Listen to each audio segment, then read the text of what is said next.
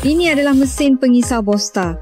Produk serbaguna yang sangat mudah digunakan untuk memotong, mengisau, memotong pokok dan mengilat permukaan.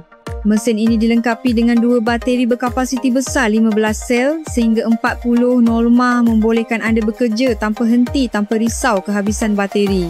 Dengan 4 tahap kelajuan dan motor tanpa berus, mesin ini dapat memotong besi, kayu, jubin dan bahan binaan dengan cepat dan berkesan. Selain itu, fungsi pengisaran dan pengilatan juga sangat mengagumkan, membantu anda mengasah pisau atau hujung gerudi dengan mudah. Set produk ini juga dilengkapi dengan 1 bilah gergaji rantai berkualiti tinggi. Sangat sesuai untuk memotong pokok, memangkas dahan dan memotong batang pokok dengan diameter sehingga 60 cm tanpa perlu menggunakan gergaji petrol.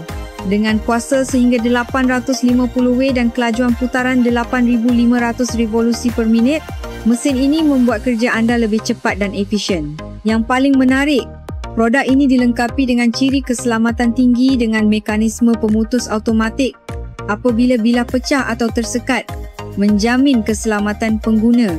Hari ini anda akan mendapat diskaun sehingga 55% dan diberikan bilah gergaji rantai untuk memotong kayu kepada 99 pelanggan pertama yang cepat bertindak.